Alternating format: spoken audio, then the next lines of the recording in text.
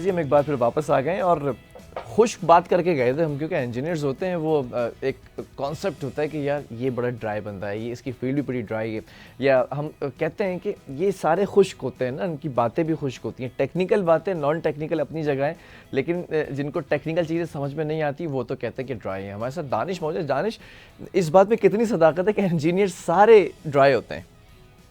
देखें, ये तो जब आप इंटरमीडिएट आप जब पास करते हैं ना, तो आपको उस वक्त सेलेक्ट करना होता है कि आपने जो है वो अपने फ्यूचर को ड्राई बनाना है या एंटरटेनिंग बनाना है या किस फील्ड में आपने आगे जाना है। ठीक है। तो देखें, ये तो बेसिकली फील्ड ही हमारी ऐसी है कि इसमें आपने स्टडी करना है, रिसर्च करना है, आपने टेक्निकल चीज़ों को आपने इम्प्लीमेंट कराना है, तो जाहिर बात है वो फील्ड का ही पार्ट है ये। ठीक है, लेकिन ये कि जैसे जो आप कॉमन मैन देख रहा है तो उसको तो ये बहुत ड्राई फील हो रहा है, लेकिन जो इंजीनियर या जो टेक्निकल बंदा है वो इसमें बहुत एंजॉय करता है। मैं यही कह रहा था स्टार्टिंग में कि ये टेक्निकल बंदे के लिए ही आज टॉपिक रखा है, क्योंकि उसकी जब उसमें अचीवमेंट्स वो अचीव करता है, अपने एक माइलस्टोन्स अचीव करता है, जो उसने वो करियर पाथ में जब वो देखता है कि मैंने ये सक्सेस पिछले लास्ट 5 इयर्स मैंने अचीव की हैं, तो समझ लें कि वो जितनी ड्राइनेस होती है ना वो ख़त्म हो जाती है और वो उसके लिए अच्छा, मुझे कहीं ना कहीं लगता है व्यूअर्स के इस ड्राइनेस को ख़त्म करने के लिए जो इंजीनियर्स होते हैं वो कोई ना कोई और मशागिल रखते हैं, कोई ना कोई और काम भी करते हैं। तो मुझे तो खैर दानिश के बारे में मालूम है। दानिश, ज़रा CPLC से आपका कनेक्शन क्या है वो भी मुझे बताएं। कोरंगी के एडमिनिस्ट्रेटरशिप आपके पास है, तो CPLC से किस तरह से वर्किंग कर रहे हैं आप?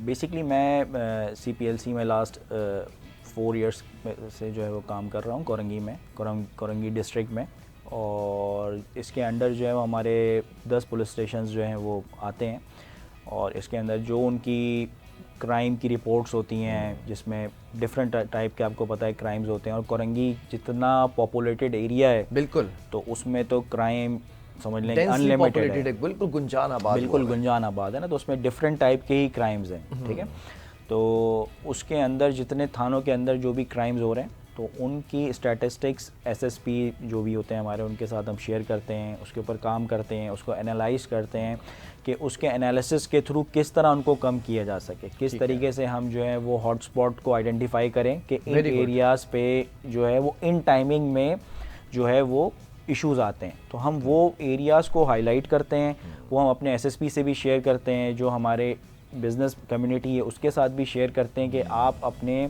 जो भी लेबर है, वर्कर है, एम्प्लॉइज़ हैं, उनको जब शाम में जा रहे हैं और वो एरिया हॉट स्पॉट है अगर उनके जाने का, तो वहाँ से उनको बोलें कि थोड़ा सा एहतियात करें कि बहुत लेट आवर्स में ना जाएं और अर्ली निकल जाएं या कोई और रास्ता लें, तो हम पूरा उनको एक ब्रीफ बना के एक्सप्लेन करते हैं, देते हैं उनको। ठीक है, इसके अलावा जो मिसिंग केसेस होते हैं जिसमें अगर कोई मिसिंग केसेस हैं, कोई बच्चा मिस हो गया है या किडनैप हो गया है, या उसमें पुलिस को कोई असिस्टेंस चाहिए होती है हमसे, कोई उनके एनालिसिस करके देना, उनको सपोर्ट करना, ठीक है, फैमिली को काउंसल करना, थोड़ा सा उनको थोड़ा सा काम करना कि वो पुलिस काम कर रही है और हम भी साथ काम कर रहे हैं, तो हम ये सारी सपोर्ट भी पुलिस के साथ कर रहे हैं। ठीक है, अच्छा जस्ट एक चीज़ ये पूछनी है, अगर कंपैरेटिव एनालिसिस किया जाए इन 4 सालों के अंदर जब से आप ये ओहदा संभाला हुआ है आपने, कितना ज़्यादा क्राइम या फिर चोरी डकैती की बात कर लें, जो बाइक्स चोरी हो जाती हैं या डकैती हो जाती है, कितना फ़र्क आया होगा? अच्छा देखें, ये स्पाइक्स होते हैं, कभी बहुत ज़्यादा फ़र्क आ जाता है और कभी ये चीज़ें आउट ऑफ कंट्रोल हो जाती हैं। ठीक है, तो अब देखें हमारा सिस्टम भी ऐसा है कि अब कुछ कह नहीं सकते इसके ऊपर कि हमने हमारे पास केस आया, उस केस के अंदर एक बैंक रॉबरी थी। ठीक है, तो बहुत ज़्यादा मतलब कांस्टेंट जो है वहाँ पे बैंक रॉबरी हो रही थी, तो हमने उसको एनालाइज किया, हमने उसकी जो है वो CCTVs निकाली, हमने उसके जो है वो जियो फेंसिंग की, हमने उसके अंदर जो चीज़ें सिंक करने की सारी चीज़ें सिंक की, तो हमें कुछ लोग आइडेंटिफाई हो गए। अच्छा, तकरीबन 3 साल पुरानी बात है। हमने उसके अंदर काफ़ी इंटेंसिव वर्किंग की पुलिस के साथ मिलके, पुलिस ने बहुत सपोर्ट किया उसमें हमें, और दूसरे इदारों ने भी किया। हमने आइडेंटिफाई कर लिया कि हाँ ये लोग जो हैं वो ये गिल्टी हैं सारे, ये गिल्टी हैं, ये इस जगह पे रहते हैं। मतलब आप लोगों ने अभी सेल्फ एनालिसिस किया? जी, कि वो बल्दिया टाउन में रहते हैं, कोरंगी आते हैं, स्पेसिफिक इस टाइम में होमवर्क किया आपने? प्रॉपर हमने होमवर्क किया, हमने बहुत मतलब उसके ऊपर वर्क किया, फिर हमने लोग आइडेंटिफाई किए, पुलिस के साथ मिलकर उन लोगों को उठाया, वो अरेस्ट हुए, उनके ऊपर केस चला और फिर वहाँ से वो जो वारदातें थी वो होना बंद हो गई। ओके। उसके उसमें हमें काफ़ी रिस्क भी आया ना, क्योंकि देखिए हम तो CPLC हैं, हम ठीक है। कोई पुलिस नहीं है, हम किसी को, तो जाहिर बात है हम ही लीड कर रहे थे, तो जाहिर बात है हम हाईलाइट भी होते हैं, लोग कहते कुछ भी हैं कि threats भी आते भाई हैं, थ्रेड्स भी आते risk हैं factor भी कि बहुत ज़्यादा होता है। CPLC इसको लीड कर रही है या CPLC ने सारी एक्टिविटी कराई ठीक है। ठीक है, और हाईलाइट करके ये CPLC ने एनालिसिस करके इन बंदों को हाईलाइट किया और ये गिल्टी थे और ये अरेस्ट हो गए। अब इसमें हुआ ये कि 1-1.5 साल बाद हमने ये ऑब्जर्व किया कि वो सेम पैटर्न की वारदातें फिर होने लग गई। अच्छा, वही बैंक रॉबरीज और वही उसी बैंक तरह उसी pattern जगह पे, उसी same, जगह पे। सेम वही काम होने लग गया। ठीक है, उसके बाद हमने चेक किया तो पता चला कि हमने, मतलब हमें हुआ कि सेम काम कैसे हो रहा दोबारा ना। फिर हमने चेक किया, हमने उन लड़कों की डिटेल्स निकाली वापस कि वो जो लोग लास्ट टाइम हमने अरेस्ट कराए थे वो कहाँ हैं, तो पता चला कोर्ट ने तो उनको 6 महीने पहले बेल दे दी। आई सी, ये बड़ा मसला होता है, मतलब वही लोग थे जो वेल आउट होकर बाहर आए और फिर उसके बाद उन्होंने दोबारा शुरू किया। बहरहाल ये एक अच्छा काम है, CPLC के साथ बड़ा एक स्टैटिक्स के ऊपर बात हो जाती है, फैक्शन फिगर्स पे। एक NGO भी रन करते हैं आप, और वो वालदा के नाम पर है। वालदा के जाने के बाद इस दुनिया से तो आपने उस NGO को कायम किया। मैं ज़रा चाहता हूँ उसका मकसद जो बच्चों को तालीम देना है वो भी बताएं, क्या कर रहे हैं आप उस हवाले से। बेसिकली मैं NGO रन कर रहा हूँ SF फाउंडेशन के नाम से, और ये मेरी वालदा के नाम से है, सिकंदर फातिमा फाउंडेशन। ठीक है। और इसके अंदर जो है वो हम बच्चों को फ्री एजुकेशन देते हैं, उनको कोर्स प्रोवाइड करते हैं, उनको हम यूनिफॉर्म ईच एंड एवरीथिंग हम उनको प्रोवाइड करते हैं।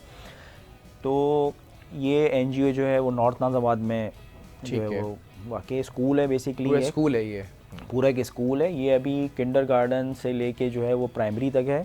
इसमें 200 स्टूडेंट्स जो हैं वो हम उनको एजुकेट कर रहे हैं, उनको अभी learn पढ़ रहे कर हैं वो बच्चे, 200 पढ़ रहे हैं। बच्चे। ठीक है, और हम उनकी सिर्फ जो है वो सेल्फ एक्स्ट्रा करिकुलर एक्टिविटीज़ भी हम उनकी जो है वो प्लान करते हैं। अच्छा। सिर्फ ऐसा नहीं है कि जैसा आपने कहा कि ड्राई, कि उनको सिर्फ पढ़ाते रहें, खेल कूद, उनकी वर्जिश, बिल्कुल तमाम बिल्कुल, चीज़ें क्योंकि वो जिस लोकेलिटी से और जिस फैमिली से आ रहे होते हैं, तो उनको जो है ना वो बहुत ज़्यादा पढ़ाई में पहली बार लगाव नहीं होता।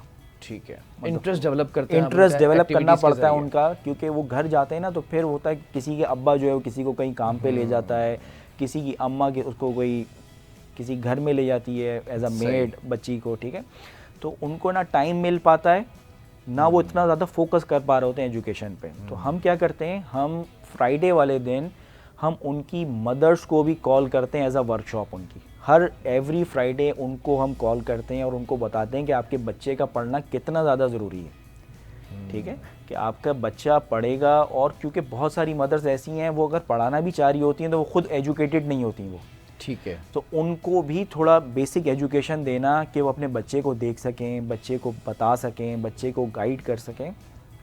तो कुछ मदर्स जो हैं बुलाते हैं, वो फिर भी नहीं आते हैं, लेकिन कोई इशू नहीं है उसमें। चलें, लेकिन आप कुछ ना कुछ करते चले जा रहे हैं। बहुत अच्छा लगा आपसे बात करके दानिश, और मैं हमेशा ऐसे लोगों को यहाँ पर लाकर बिठाता हूँ जो सोसाइटी के अंदर कुछ ना कुछ कंट्रीब्यूट कर रहे हैं, ख़ास तौर पे पाकिस्तान की तरक्की के अंदर उनका भी कंट्रीब्यूशन है। जब भी हिस्ट्री उठाकर देखी जाएगी तो कुछ बड़े नाम आपके सामने आएंगे, लेकिन कुछ ऐसे नाम भी सामने आएंगे जो बहुत हाईलाइटेड नहीं थे, लेकिन उनके भी कंट्रीब्यूशन उतने ही ज़रूरी थे उस पाकिस्तान की तरक्की के अंदर जितने सब लोगों के थे।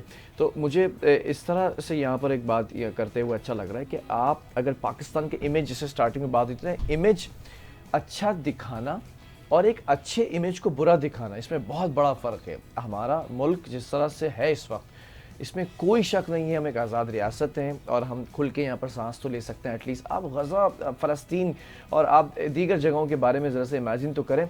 यू कांट इवन ब्रेथ, आपको वहाँ पर एक कैद फील होगा उस समय के अंदर। एटलीस्ट अगर आप मुल्क को आगे नहीं अच्छा दिखा सकते तो फिर कंट्रीब्यूशन के अंदर लग जाए, खामोशी से अच्छा दिखाने वाले लोग मेरे पास यहाँ पर आके बैठते हैं, वो दिखा देंगे। प्रोग्राम का ख़त्म हुआ है, अपने मेज़बान बिलाल खान को दीजिए इजाज़त, अल्लाह हाफ़िज़।